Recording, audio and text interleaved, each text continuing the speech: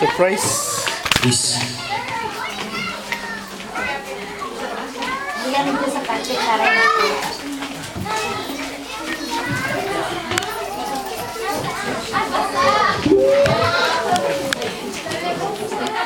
Kung papasalamat sa taas at binigyan ako ng pagkakataon na makatayo sa inyong kalagitnaan. Tunay nga po dito sa kalagitnaan na ito napakahirap na magsalita. Minsan may mental block ka, minsan hindi mo alam ang iyong mga sasabihin. Kaya kalimitan nga po dito, pagka tumayo, minsan nakikita ninyo na pamali-mali. Hindi po biro ang tumayo sa kalagitnaan, lalo na't may kaba ang mga puso. Dahil inaasahan na magkakamali sila. Kaya naway ang bawat isa ay magkaroon ng pangunawa na bigyan nating, silipin natin yung tumayo dito. Meaning na hindi siya katawa-tawa. Meron siyang effort na ibinibigay. Yun ang hindi nakikita ng puso ng tao na nakakita po. Sa akin, nakikita ko sila, they give their best.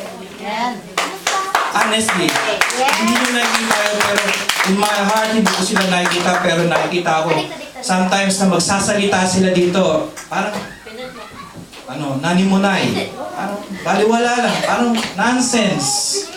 But, yung nakita kong yon na sa aking puso ay tunay nga pong binibigyan nila ang kanilang kakayanan na ipamalita o magpagamit sa Panginoon.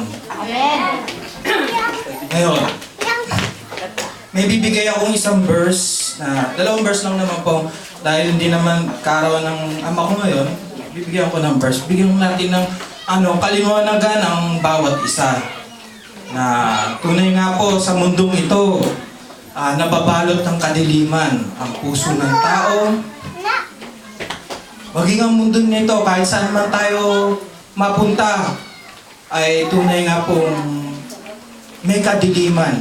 Ito yung sinasabi kasamaan. Na hindi na natin siguro kayang baguhin.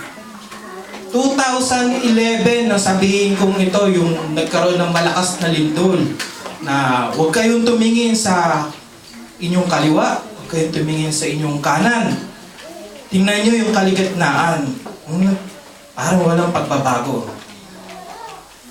Meaning, talaga po palang meron talagang yung hadlang upang makarating sa inyong puso o mga kadahilanan na hindi ninyo maunawaan na si kapatid, bakit ganyan? Si kapatid, natitisod ako. Si kapatid, nakakaano naman ang kanyang pananalita. Ano ba yan? Kristiyano ba yan? I will be honest with you. As long as I could, magiging tapat ako sa inyo. Mga kaibigan, brother and sister. Dahil tunay nga po yung salita ng Diyos, ito ang pinangawakan ko. Bibigyan ko ng isa sa mga verse na Sister Dam, makibasahan mo naman ako ng Isaiah 60 verse 2. Isaiah 60 verse 2, na katunayan na ang kaalaman ko ay nanggagaling sa Biblia. Ang aking 60 verse 2. Isaiah 60 verse 2. Mababalot ang dilim ng ibang mga bansa, ngunit ikaw ay liliwanagan ni Yahweh sa pamamagitan ng kanyang kadiliman. Meaning, ang bansa po, ang lugar, may kadiliman. Kahit saan man tayo magpunta, tunay nga pong merong kasamaan. Itong verse na to at yung pangalawang verse na ibibigay ko sa inyo, yun ang kadahilanan kung bakit ako nagpursige na tumayo sa inyong harapan. Dahil hindi maitatanggi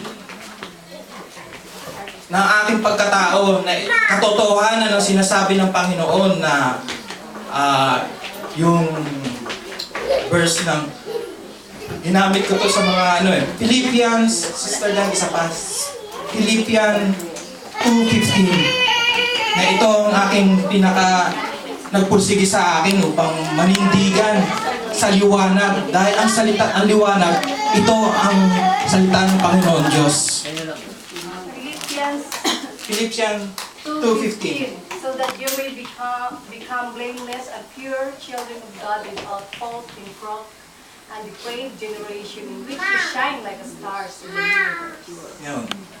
Kung hindi man kaya ng kapatiran o ang nagdala man sa inyo, meaning po ng verse na yan, kung siya, natisod kayo, siya ang nagdala sa inyo, binigyan kayo ng liwanag ng Panginoon Diyos, kung siya natitisod kayo sa kaliwa, kasalanan, walang pagbabago tong kapatid na to. Yung nasa kanan, wala rin to, nakakaano ba to, naiirita ako, masyadong atalentada. Magliwanag ka. Ayun ang sabi. Ipakita mo sa kanya na kung siya nababalutan ng kadiliman, let be you. Ikaw mismo ang magliwanag. Ipakita mo sa kanya na nasa puso mo ang Panginoong Kristo. Sana tayong masanay yung tinatawag na yung dahilan, puro dahilan. Si kapatid, ganyan eh. Dahil utos ng Panginoon, kung hindi mo magliliwanag yan, kung hindi kayang ng kapatid mo o nagdala sa'yo sa simbahan man o saan man na nagsishare sa'yo ng words of God, natisod ka, wag mong i-allow na dayain ng dyablo ang puso mo. Naway mabuksan ang puso ng bawat isa sa atin na maunawa ng salita ng Panginoon Diyos. Tunay nga pong napakabuti niya po sa atin. Kaya ako'y nagpapasalamat. Gaya ng sabi nga po, yung tatay ko daw, naglaga na to. Sabi nila, ibang klase daw yan. Totoo. Mapa sa paligid niya, malayo man, kamag-anakan, kaibigan, ibang klase yan. Sabi nila.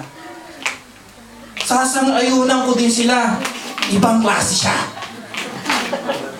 Dahil yung pagiging ibang klase niya, yan. Siya ang naging dahilan kung ba't ako nasa inyong harapan, sa kanyang tiyaga, na bagamat hindi, kumbaga sa marami na siyang nadala dito sa church. Nagpagamit siya. Yun ang aking hinangaan. Dahil ibang klase siya. Ibang klase. Kaya pinagmamalaki ko ang tatay kong ibang klase. Ibang klase. Tunay nga po, dahil kung hindi siya naging ibang klase, wala ako dito, wala kami dito, wala. Tunay nga po. Kaya nga, salamat po sa Panginoon na nandyan siya. Bagamat hindi naman yung aming, kumbaga sa pareho kaming naging baptist, but it doesn't mean na natapos kami doon.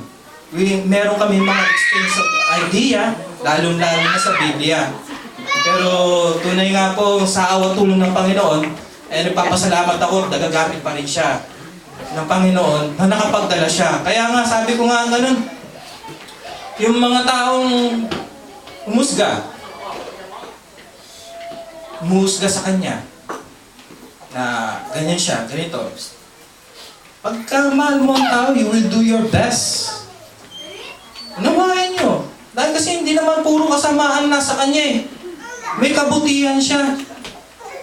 Yun, pagka nangailangan ka ng tulong, maaari na kayo sa kanyang ugali dahil nga ibang klase. Pero sinasabi ko sa inyo, mabuti siyang tao. Sabi ko nga, naglagan na to eh.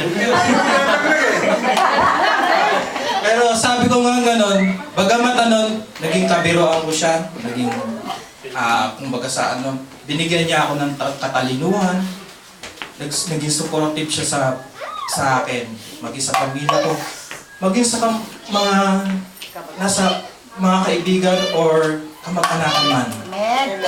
Naging mabuti po siya. Amen. Kaya salamat po ako sa kanya. Hindi ko hihilingin sa Panginoon ng mahabang buhay. Bakit po? Ayaw po kasi niya yun eh. Dapat igalang natin. Di ba? Pero may hihilingin ako sa Panginoon. Naway gamitin siya ng patuloy. At magbukas ang kanyang kaisipan na ang bawat yugto ng buhay o bawat nangyayari sa kanya ay magiging kalakasan niya. Palakasin siya ng patuloy at magamit siya ng Panginoon sa sambahan po. Kaya po muli, kung ang aking mga mahal sa buhay ay nais magbigay greetings, batiin man siya o message, ay inimbitahan ko sila. Joy. Hanggang dito na po. Is it?